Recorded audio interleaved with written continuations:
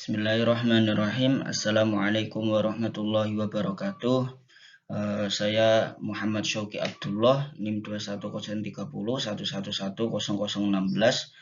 dari kelompok 3 akan menjelaskan tentang Muhammad dan kelahiran Islam serta perkembangan kebudayaan Arab di Hijaz pada masa Islam.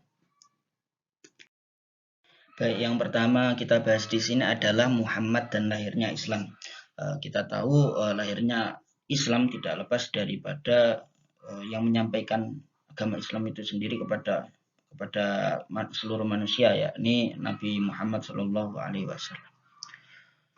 Agama Islam pertama kali lahir di negara Arab, lahir di negara Arab, di mana kedatangannya diawali dengan kelahiran Nabi Muhammad SAW.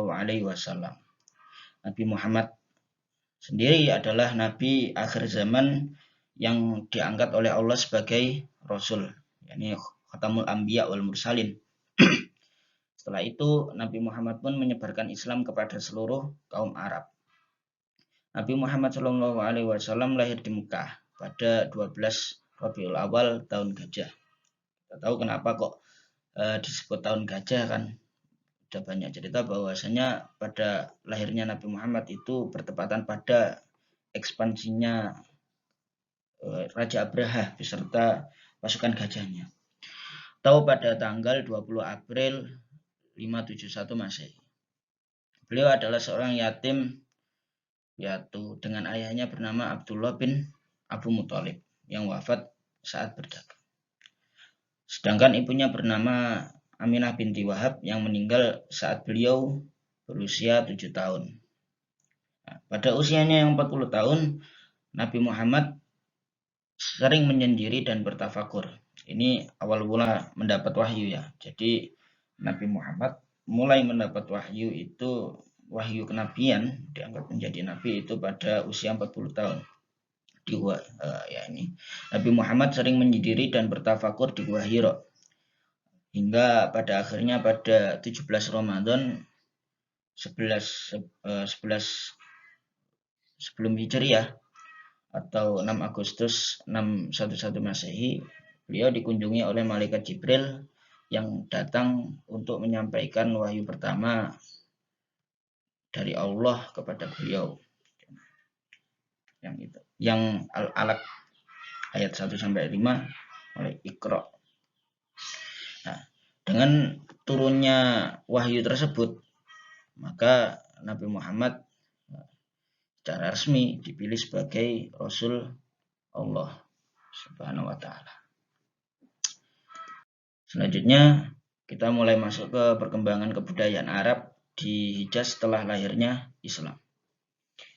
Hijaz di pantai barat merupakan wilayah yang memegang kedudukan kunci di Jazirah Arab waktu itu, sebagai pusat perdagangan transit antara India dan Afrika Timur dengan Imperium Bizantium. Kita tahu bahwasanya dari dulu yang terkenal adalah Imperium Romawi dan Persia. Jadi Imperium Bizantium. Di samping sebagai pusat kehidupan beragama dari bangsa Arab, di Hijazlah, yaitu kota Mekah sendiri terletak Ka'bah yang harus dikunjungi dalam upacara haji. Selain itu, pasar-pasar dagang di Ukas. Nah, ini ciri khasnya pasar-pasar dagang. Kita di sini membahas pra-Islam dulu ya. Dan beberapa tempat lain di wilayah itu menjadi arena tahunan bagi festival-festival musik, sastra, dan seni rupa. Nah, kita tahu bahwasanya Arab itu terkenal dengan sastranya, baik berupa syair dan lain sebagainya. Jadi Ukas ini bukan kayak pasar sehari-hari, akan tapi pasar tahunan, itu kayak festival tahunan. Nah, di situ nanti akan ada kayak perlombaan sastra, yang mana nanti karya-karyanya, jika karya-karyanya bagus, maka memperoleh kehormatan. Ya. Para seniman dan sastrawan dengan penuh ketekunan mempersiapkan diri untuk mengemukakan karya-karya mereka dalam arena tersebut, guna memperoleh pengakuan yang mereka inginkan. Salah satu di antara pengakuan itu adalah kehormatan yang diberikan. Kehormatannya berupa apa? Puisi terbaik itu untuk dituliskan dengan tinta emas dan lembar kain halus, terus untuk kemudian digantungkan pada Ka'bah. Jadi ketika mereka karya-karya mereka memperoleh pengakuan, ya, memperoleh pengakuan dan banyak yang menyukainya, maka di situ dia mendapatkan kehormatan dengan ditulisnya karya tersebut dengan tinta emas pada lembar kain, lalu ditempel di dinding-dinding Ka'bah sebagai publikasi yang akan dibaca oleh peziarah yang datang dari seluruh penjuru. Aspek utama daripada kesusastraan periode jahiliyah ini adalah belum meluasnya produk prosa. Sastra yang terlalu bertitik berat pada puisi ini lebih banyak membahas pada sajak-sajak percintaan. Jadi kepahlawanan dan hal-hal yang sejenis. Jadi sedikit yang menyinggung tentang pemikiran keagamaan atau filosofis. Terus datangnya agama Islam membawa orientasi baru kepada kebudayaan Arab. Nah, tentunya ketika Islam datang maka agak sedikit dirubah, agak sedikit ditata kebudayaan mereka. Beberapa cabang kesenian menjadi terlarang karena sebab-sebab keagamaan seperti tari, tarian musik, seni rupa yang diperkenankan tinggal lagi yakni kaligrafi atau tulisan indah dan hiasan-hiasan pada tekstil atau sulaman tenunan. Itu pun harus dengan motif yang tidak menggambarkan kehidupan manusia dan hewan.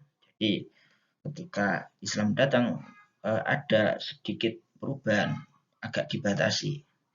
Terus dan produk puisi mereka, bangsa Arab harus pula menerima perubahan mendasar.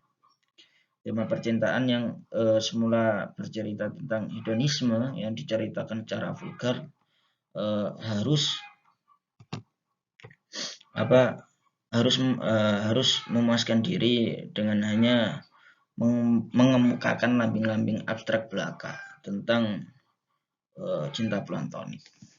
Itu cirinya. Jadi ada pembatasan sendiri. Terus dua macam kegemaran utama di masa jahiliyah yaitu minum arak dan menyerang perkampungan atau kafilah orang lain sama sekali tidak mendapat tempat di dalam Islam.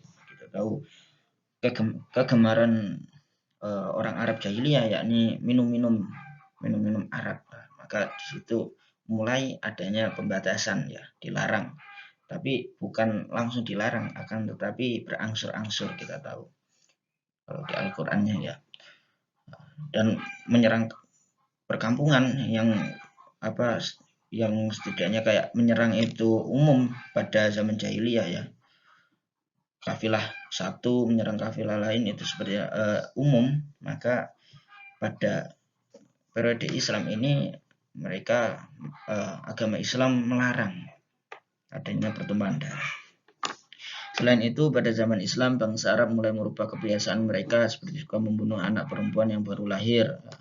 Ini kebiasaan-kebiasaan jahiliyah mereka. Ketika Islam datang, mereka merubahnya. Mereka rubah. Dihapusnya sistem perbudakan. Karena dalam Islam semua orang memiliki hak yang sama. Oleh karena itu pasti dalam kitab fikih itu ada memerdekakan budak. Itu adalah salah satu misi Islam untuk menghapus sistem perbudakan di dunia. Serta adanya pengaturan terhadap pernikahan. Pernikahan diatur sedemikian rupa lagi sehingga kebiasaan mengawini janda bekas ayah yang dilakukan oleh masyarakat jahiliyah tidak mendapat tempat. Jadi pernikahan diatur lagi. Pernikahan gaya-gaya jahiliyah dulu diatur lagi mengikuti Islam, gaya Islam. Mungkin sedikit itu yang bisa saya sampaikan, kurang lebihnya mohon maaf. Wassalamualaikum warahmatullahi wabarakatuh.